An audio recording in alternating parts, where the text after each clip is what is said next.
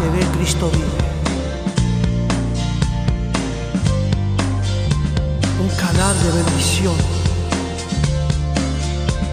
Un canal para toda la familia. Un canal de restauración que te toca el alma y el corazón. En YouTube, canal TV Cristo Vive. Predicación, cultos en directo, enseñanza bíblica, estudio bíblico, alabanza,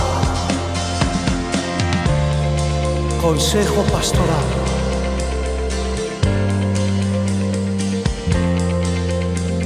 Adoración, oración, lectura bíblica. Todo esto y aún más en YouTube, en canal TV Cristo Vive, con el pastor Juan. No te lo pierdas. Del lunes al domingo en tu canal de YouTube TV Cristo Vive. Su esperamos. Dios te bendiga.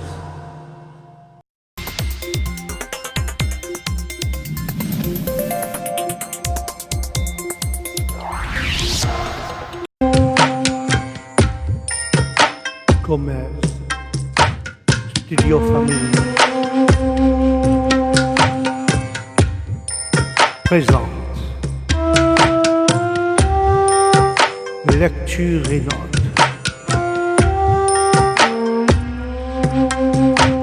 à 10h30 sur votre canal de YouTube. Lecture et notes avec le pasteur Jean.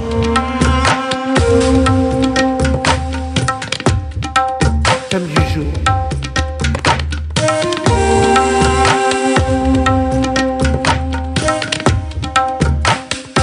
Soyez déterminés jusqu'au bout.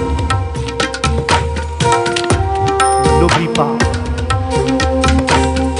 le mardi 18 juillet à 10h30, lecture et notes avec le pasteur Jean. Nous vous attendons.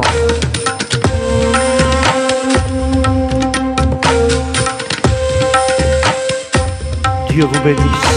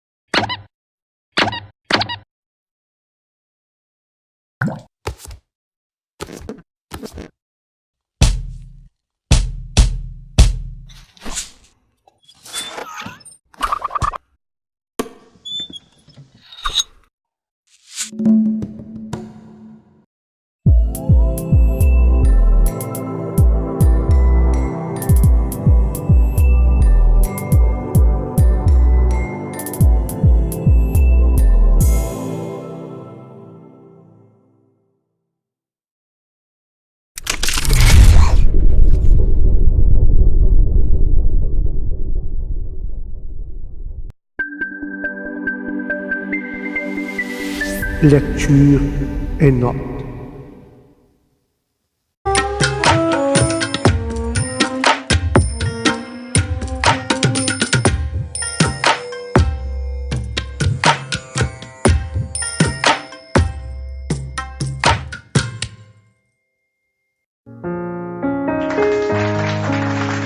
Bienvenue, frères et sœurs, au programme Lecture et notes.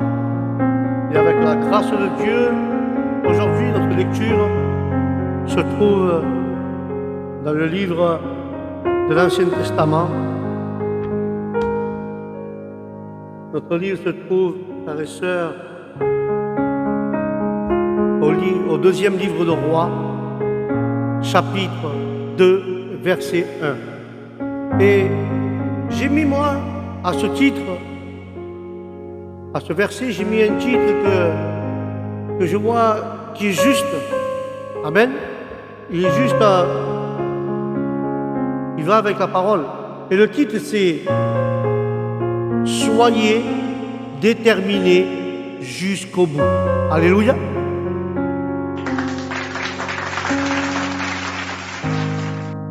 Et là, nous pouvons lire la parole au deuxième livre de Rois, chapitre 2, verset 1. Et nous lisons la parole au nom du Père, du Fils et du Saint-Esprit. Lorsque l'Éternel fit monter Élie au ciel, Élie parlait de Guilgal avec Élisée, Béthel, Jéricho et le Jourdain. Amen. Bénissons sa parole ce matin.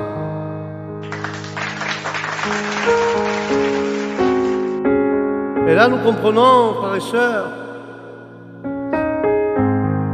que cette parole qui était annoncée, nous pouvons voir avec la grâce de Dieu que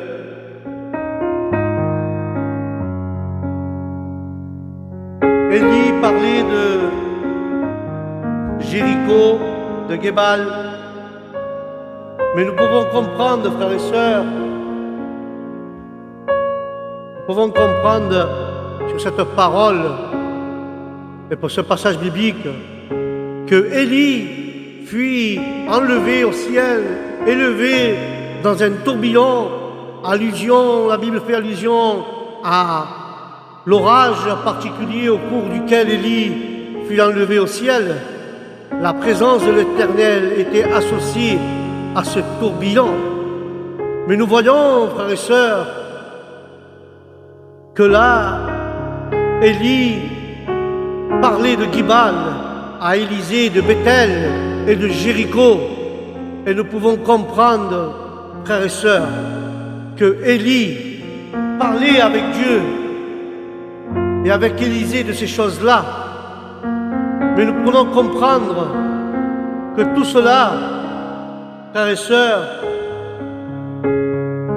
était une chose que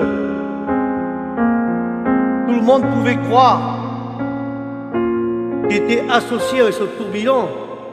Mais nous pouvons comprendre, frères et sœurs, que Élie arrivait maintenant à la fin de son ministère à Élisée. Élisée allait lui succéder, cependant d'abord Élie devait se rendre à Béthel, puis à Jéricho. Et dans cette région du Jourdain, Élisée insista fidèlement pour y accompagner à Béthel et à Jéricho les fils des prophètes. Alors, il annonce à Élisée que ce jour-là, l'Éternel l'enlèverait, Élie, au-dessus de sa tête. Cette expression reflète à la place du disciple, au pied de son maître, situation dans laquelle le maître se trouvait à la tête du disciple, mais Élisée le savait déjà et ordonna, frères et sœurs, il ordonna au prophète de se taire, car cet événement était trop triste et trop sacré pour en parler. Amen. Et là, nous comprenons cela, frères et sœurs, et nous comprenons qu'Élie était triste de parler de cela, mais nous voyons que la parole dira, et que vous comprenez ce matin, que votre détermination, que votre foi, que votre persévérance sont les ingrédients nécessaires pour la sauce du succès de votre vie ici sur la terre. Plusieurs étudiants prophètes s'étaient inscrits à l'école des prophètes d'Élie, mais un seul fit la différence, c'était Élisée. Amen.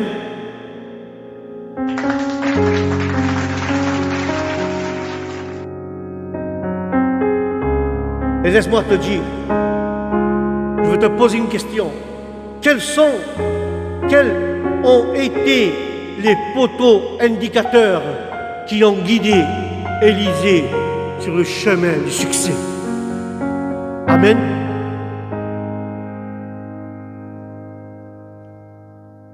Et nous allons voir le premier mot, la première note que j'ai pu voir, c'est Gebal.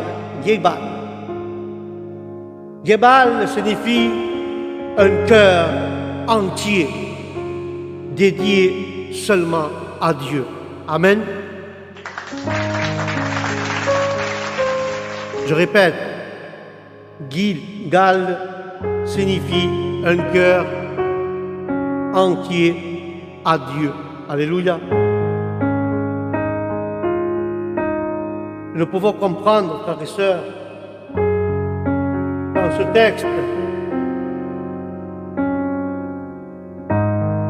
dans ce texte, j'ai dit que Gilgal signifie un cœur entier à Dieu.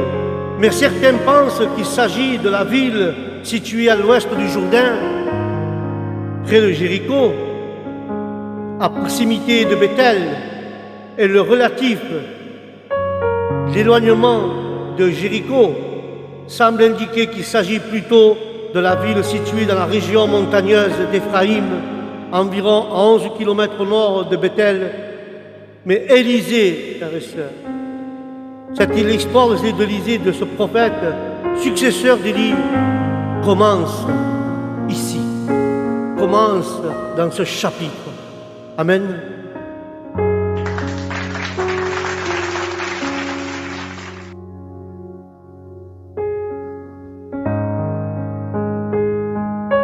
La gloire est à toi, Seigneur.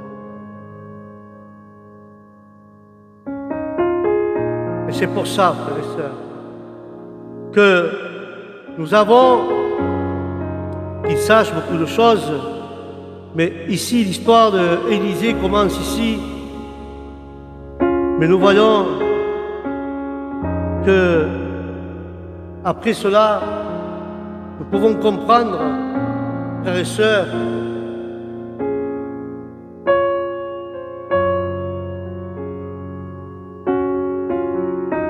que Bethel, la ville de Bethléem, environ 18 km au nord de Jérusalem, où se trouvait un important centre culturel d'idolâtrie d'Israël. Mais là, nous voyons, frères et sœurs, que les fils de prophètes enlevés, le même terme a été utilisé pour l'enlèvement au ciel, Enoch. La question posée par ces hommes laissait entendre que le Seigneur leur avait dit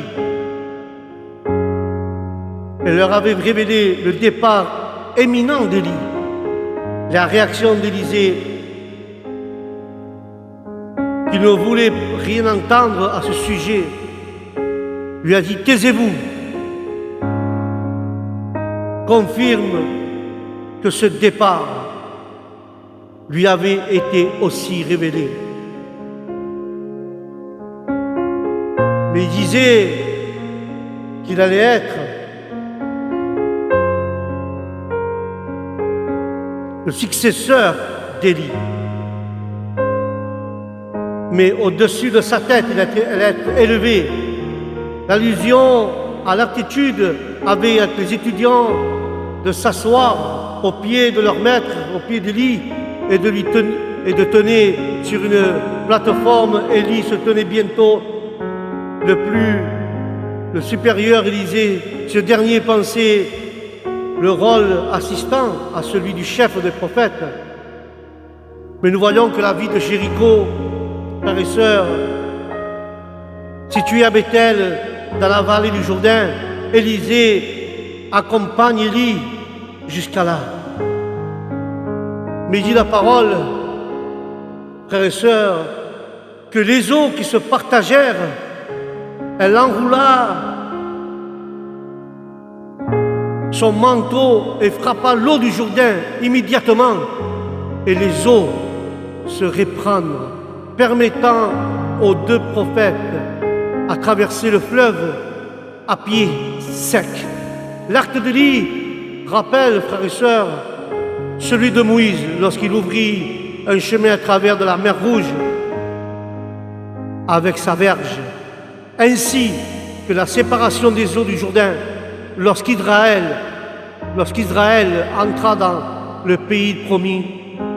Cette traversée amena le prophète sur les rives orientales du Jourdain, dans la région où Moïse était mort. Amen.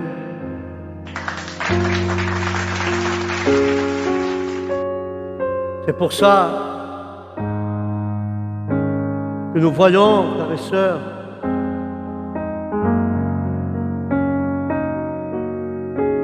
et nous comprenons que Dieu, l'Éternel, a ses regards sur le monde entier pour soutenir les hommes et les femmes dont le cœur est tout entier à lui. Livrez-lui en l'instant, frères et sœurs, avec confiance. Donnez-lui, livrez-lui votre cœur au nom de Jésus.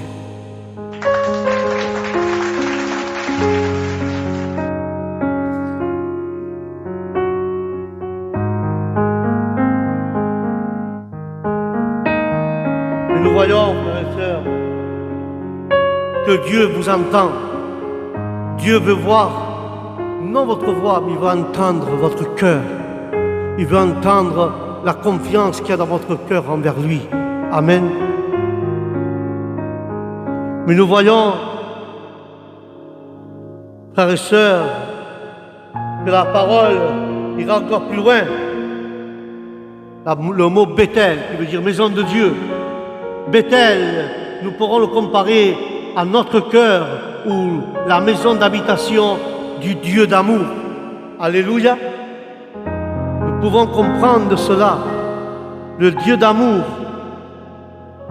Mais nous voyons, frères et sœurs, que cela appartient à Dieu seulement. Car Dieu, c'est un Dieu d'amour, un Dieu de miséricorde, frères et sœurs. Et ce Dieu-là, il dit la parole, vous êtes au centre d'amour, car l'amour agapo, l'amour incorruptible, infaillible, est déjà répandu dans votre cœur, dit le Seigneur, par le Saint-Esprit. Amen. L'amour de Dieu est déjà répandu dans notre esprit par le Saint-Esprit. Amen. Et quand nous voyons, frères et sœurs, premier livre aux Corinthiens, chapitre 13, au chapitre 13, et versets 4 à 8, la parole dira ainsi, que l'amour est patient, il est plein de bonté, l'amour n'est point envieux, l'amour ne se vante pas, il ne s'enfle point,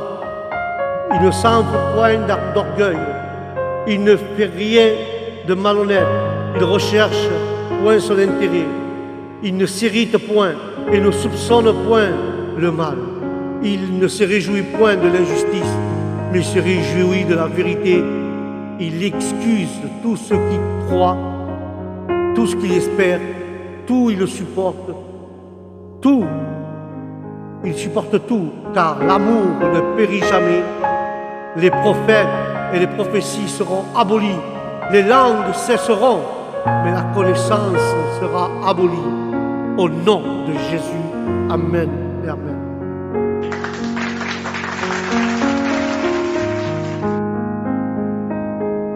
Et là, nous pourrons voir, frères et sœurs, que la parole dira ainsi,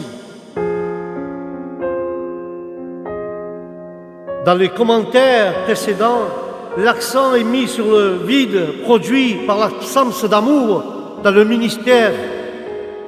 Dans ces versets, Paul décrit au contraire la plénitude de l'amour.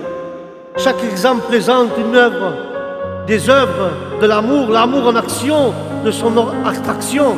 L'amour est patient envers son prochain.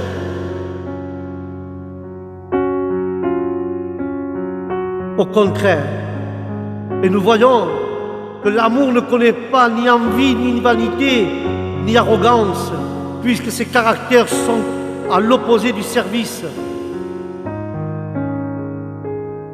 Il est désintéressé, il n'est jamais grossier au dominateur, il ne s'impose pas sa volonté, il ne s'irrite jamais, il ne s'enfle pas, il n'offense jamais, il ne se réjouit jamais du péché autrui, même d'un ennemi.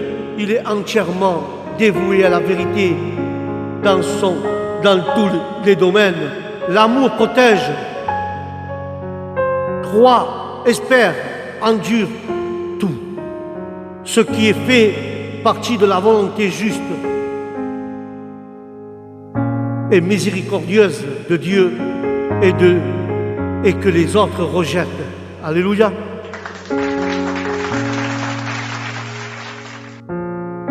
L'amour en tant que caractère, l'amour divin est permanent, il subsiste malgré les échecs.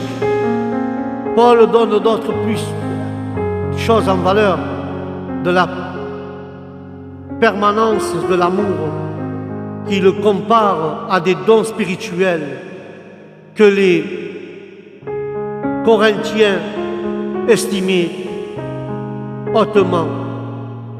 La prophétie, la connaissance et les langues qui auront toute une fin, mais il n'est pas titulé de faire une distinction entre la manière d'être dont la prophétie et la connaissance permettent et prennent fin et celle qui est propre au don de langue.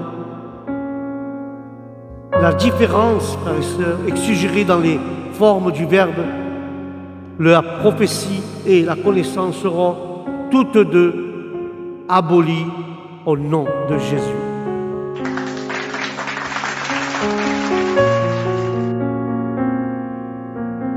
Et nous comprenons cela. Nous comprenons, frères et sœurs, tout cela. Mais la parole ira encore plus loin. Dans notre société, il y a qui confondent l'amour. Contrairement, l'amour est tourné vers l'extérieur et vers les autres, et non en soi. Cet amour va à l'encontre de toutes les tendances habituelles. Il est impossible de l'éprouver à moins que Dieu nous aide à renoncer à nos désirs naturels pour que nous puissions aimer sans rien attendre en retour. Ainsi, plus nous ressemblons à Christ, plus nous sommes capables d'aimer notre prochain.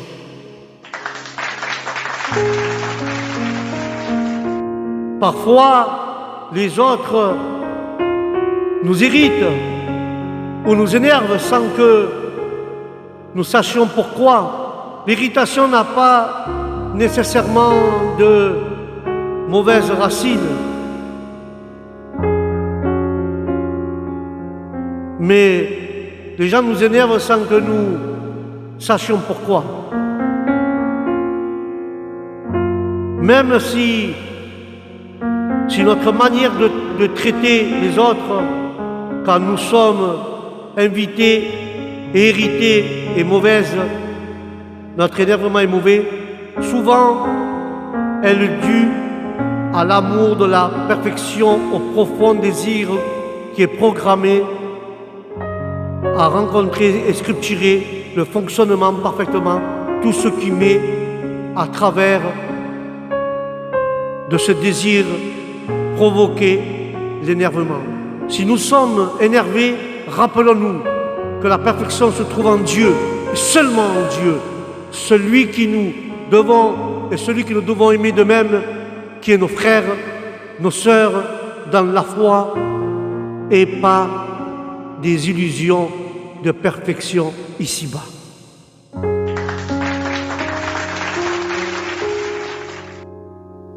Et nous comprenons, frères et sœurs,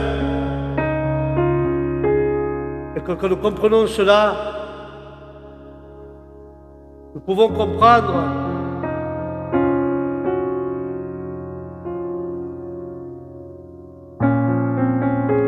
que la parole de cet amour, quelqu'un dit dans ce passage, ne veut pas un traité sur amour, mais comme la plupart des autres joyaux littéraires de ce Nouveau Testament, il est écrit pour répondre à une situation locale concrète. Nous avons besoin de faire ressortir que les Corinthiens étaient impatients, mécontents, envieux, vaniteux, égoïstes, inconvenants, indifférents aux sentiments et aux intérêts des autres. Ils se voyaient superstitieux, rancuniers. Ils pensaient qu'à critiquer. Voilà pourquoi l'apôtre va opposer cette aptitude, les qualités du véritable amour avant tout. L'amour est patient et plein de bonté. Il est d'une patience à toute épreuve face à la provocation. Il est bienveillant, il se traduit en bonté, activité. Il ne recherche pas son intérêt des autres, mais il recherche l'intérêt. Il ne recherche pas son propre intérêt, il recherche l'intérêt des autres. Alléluia. L'amour n'a point d'envieux, au contraire, il se réjouit quand les autres sont honorés et exaltés. L'amour ne se vante pas, ne s'enfle pas d'orgueil. Il sait que tout ce qu'il possède est un don de Dieu et qu'il n'a rien en l'homme qui puisse justifier une fierté quelconque. Mais les dons du Saint-Esprit sont souverainement accordés par Dieu et ne sauraient rendre une personne orgueilleuse ou hautaine, quand bien même ce don serait très spectaculaire, frères et sœurs. L'amour ne fait rien de malhonnête. Si une personne agit par amour, elle sera forcément courtoise et pleine d'égards, car l'amour ne cherche point l'égoïsme et son intérêt. Il s'intéresse plutôt à ce qui profite aux autres. Alléluia. L'amour ne s'énerve pas. Il supporte patiemment les affronts, les insultes. L'amour ne soupçonne point le mal, c'est-à-dire il n'attribue pas de mauvaises intentions aux autres. Il ne subsecte pas, il subsecte pas leur action. Mais l'amour ne réjouit point de l'injustice, mais il se réjouit de la vérité. Il y a un fond, dans le fond de chaque être humain, il y a une tendance vile à se réjouir à ce que l'injustice ou l'injuste, surtout si cet acte d'injustice lui profite. Ce n'est pas l'esprit de l'amour, celui-ci, qui se réjouit de chaque triomphe de la vérité. Mais laisse-moi te dire, les mots « excuse tout » peuvent indiquer que l'amour supporte patiemment toutes choses ou qu'il cache les fautes autrui. Le verbe « excuser » pourrait se traduire par « couvrir ». L'amour ne divulgue pas utilement les manquements des autres, mais qui soit faire preuve de fermeté en les soumettant, frères et sœurs, à une discipline appropriée. Et si nécessaire, frères et sœurs, l'amour croit tout. Il s'enfonce, il s'efforce de tirer toujours ce qu'il y a de bon dans une action ou dans un événement. L'amour espère tout parce qu'il désire ardemment à que toutes les choses aillent pour le mieux. Il supporte tout en manière de persécution et de mauvais traitements. Après tout, avoir décrit les vertus du caractère de ceux qui exercent leur réflexion sur la pertinence, la pertinité de l'amour, qui constate dans la temporalité des dons, l'amour ne périt jamais. Il subsistera. Chacun. Il subsistera du rang Il sera dans le rang toute l'éternité, puisque nous aimerons le Seigneur et nous l'aimerons, et nous aimerons les uns les autres. Car au don de l'Esprit, ils n'ont qu'une durée illimitée. Amen et Amen. Voilà ce qui est l'amour, frères et sœurs. Voilà. Mais quand nous voyons, frères et sœurs, le livre de Romains, le livre de Romains parle aussi de l'amour de Dieu. Et nous pouvons comprendre, livre de Romains 5,5, il dit ainsi: Lors, l'espérance ne trompe point, parce que l'amour de Dieu est répandu dans nos cœurs par le Saint-Esprit qui nous a été donné. Amen et Amen. L'amour de Dieu était répandu, frères et sœurs. L'amour de Dieu a été répandu abondamment en nous, au point de déborder et qui déborde notre cœur.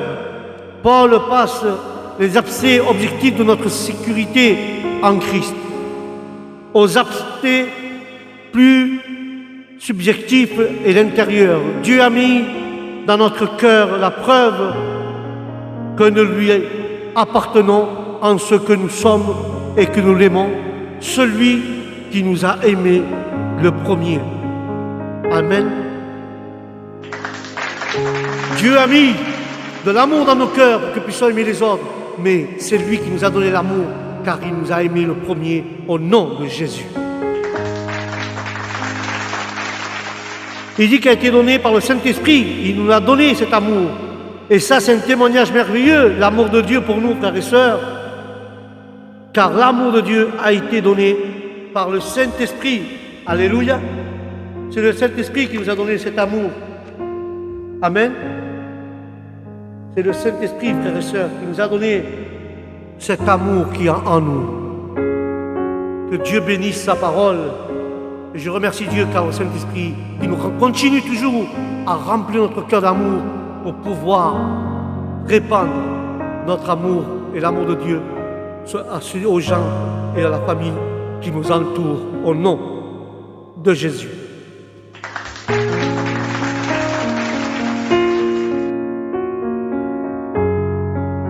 Car cet amour est grand, frères et sœurs.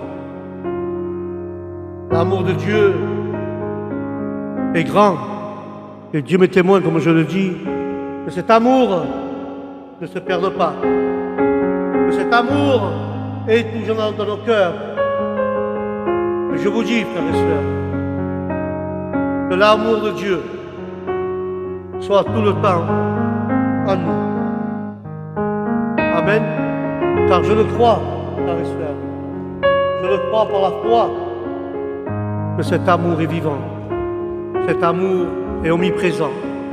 Et Dieu le sait, que cet amour que Dieu nous a donné dans nos cœurs, essayons de le garder et de le remplir chaque jour au nom de Jésus.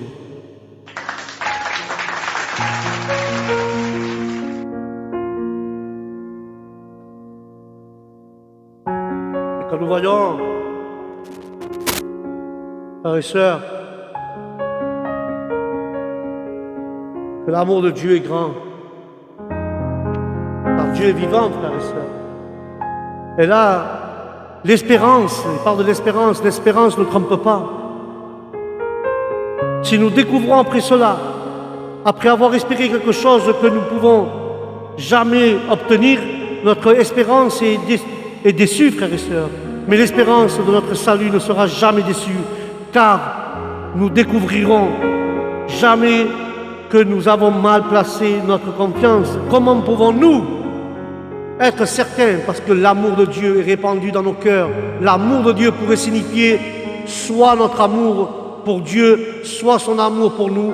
La deuxième signification est ici la bonne et se rapporte à plusieurs preuves convaincantes de l'amour de Dieu pour nous. Car le Saint-Esprit qui nous l'a donné à l'instant où nous avons cru en Dieu, il nous a inondé notre cœur de ces expressions d'amour de l'éternel Dieu et par elle, nous avons l'assurance qu'il nous fera parvenir toute sécurité jusqu'au ciel. Après avoir reçu l'Esprit, vous ressentirez l'amour de Dieu pour vous. Il ne s'agit nullement d'une vague sentiment mystique de l'existence de quelqu'un, non. Nous pouvons voir qui s'occupe du sort de l'humanité, Dieu, mais de la conviction profonde d'un Dieu personnel, car vous aimez, nous devons nous aimer individuellement, et chacun d'entre nous doit aimer Dieu au nom de Jésus.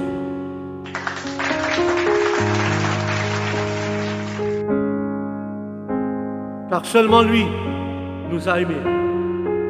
Seulement lui nous a aimés le premier, frères et sœurs. Car Dieu est vivant, Dieu est tout-puissant. Seulement lui, frère, et que lui.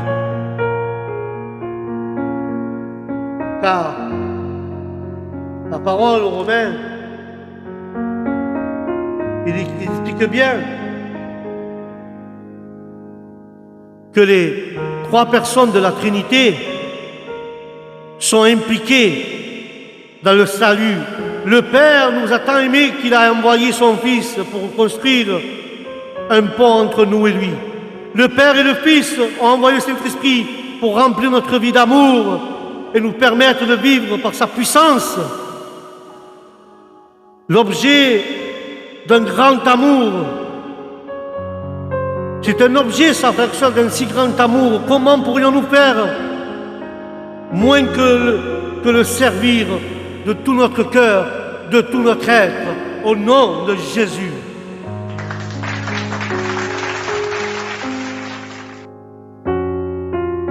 Et là, nous comprenons, frères et sœurs, et nous arrivons à comprendre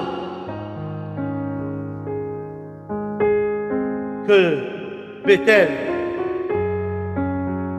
qui est l'habitation d'un Dieu d'amour, mais la parole que je vous donne de lire, vous êtes l'amour incarné, frères et sœurs, alors manifestez cet amour sur votre chemin et en tout temps et en toutes circonstances, au nom de Jésus.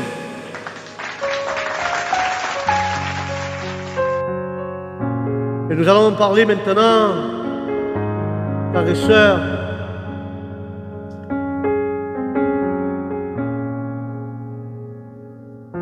de Jéricho. Jéricho, il est temps de te renverser, et il est temps de renverser toutes les murailles qui s'opposent à notre progrès, frères et sœurs. Alléluia. Il est temps de renverser toutes ces choses au nom de Jésus. Il est temps de renverser tout ce que Jéricho. Il faut tomber les murailles. Il faut tomber toutes ces choses. Car Jéricho, c'est les murailles qui se lèvent, qui empêchent que notre amour soit vrai envers Dieu. Alléluia. Et c'est pour ça que la parole dira ainsi: les Jérichos de notre vie et de votre vie ne sont pas des cités inébranlables. Vous avez la puissance des armes en votre possession, frères et sœurs. Il est temps aujourd'hui de renverser les murailles qui ont pris d'assaut votre cœur. Remplissez votre cœur de joie, d'amour et votre bouche de louange et poussez des cris de victoire et votre Jéricho tombera au nom de Jésus-Christ. Si vous avez l'amour, si vous manifestez votre amour, si vous avez des cris de joie, des cris de louange envers Dieu d'amour, vos murs de Jéricho vont tomber et l'amour de Dieu va rentrer en vous de nouveau pour pouvoir aimer votre prochain au nom de Jésus. Avec foi, prends les armes et fais tomber Jéricho. Amen. Mais il parle aussi du Jourdain. Mettez votre foi en action, frères et sœurs. Alléluia. Il faut mettre votre foi en action. La parole te dit: détourne-toi et détournez les regards des eaux lecture miraculeuse de votre Jourdain. Et levez les yeux vers Jésus, l'auteur et le réalisateur de votre foi. Parlez à ceux et à celles qui partageront pour vous et laissez continuer le voyage vers votre destinée au nom de Jésus. Et nous allons conclure avec cela, avec une action pour aujourd'hui. Comme dans le livre d'Élisée, chapitre 2, le deuxième livre de Roi, chapitre 2, au verset 9, il est écrit, frères et sœurs, le verset 9, il est écrit ainsi: lorsqu'ils eurent passé, Élie dit à l'Élysée, demande ce que tu veux que je fasse pour toi avant que je sois enlevé avec toi. Élisée répondit, qu'il y ait sur moi, je te prie, une double portion de ton esprit. Amen. Il a demandé une double portion de l'esprit. En Israël, le fils d'aîné héritait d'une double part de ses biens de son père avec le droit de lui succéder. Élisée ne demandait pas simplement à le succéder à Élie dans son ministère prophétique, puisque l'Éternel avait déjà annoncé cette succession. Il ne désirait pas non plus exercer un ministère supérieur à celui de son maître, même s'il allait effectivement accomplir 2 fois plus de miracles que lui.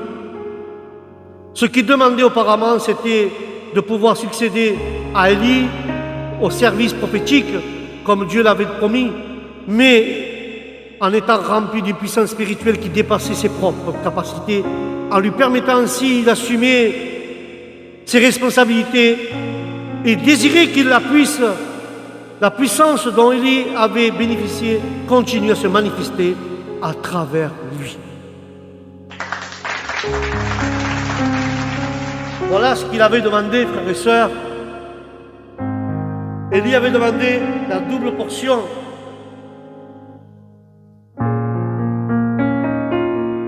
Et c'est pour ça que le manteau d'Élie, qui était symbole d'une autorité prophétique, et la loi voulait que l'aîné de ses fils reçoive une double part d'héritage, en demeurant une double part de l'esprit. Élisée demandait donc d'être reconnu comme son successeur, son héritier spirituel, celui qui poursuivra son œuvre à la tête des prophètes. Toutefois, la décision finale en la matière, apparemment,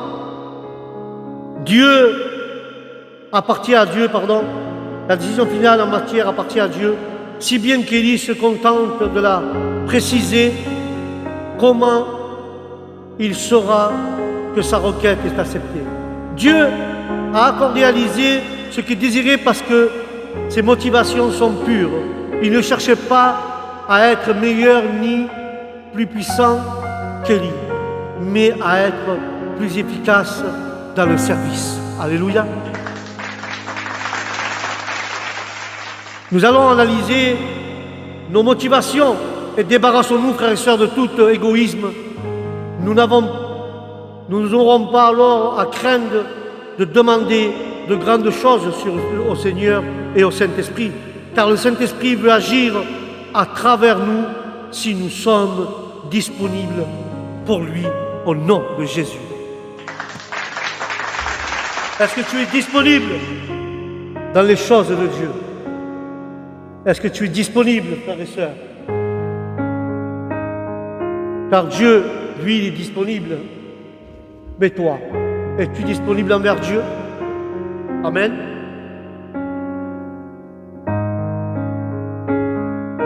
La parole dira ici, frères et sœurs.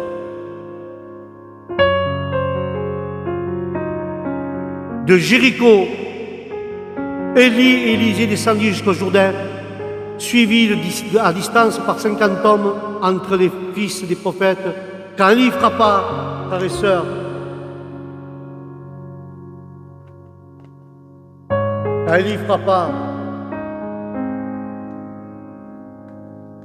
Excusez-moi.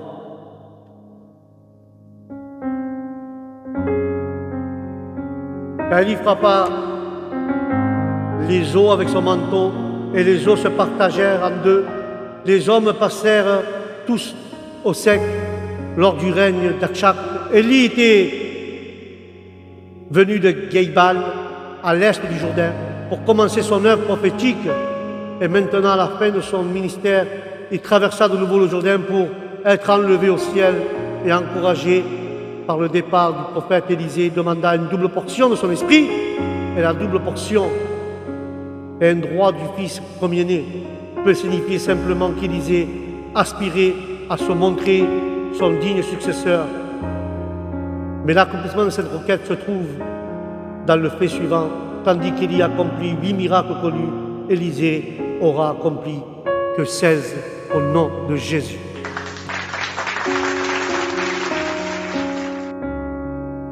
Et une conclusion avec ceci.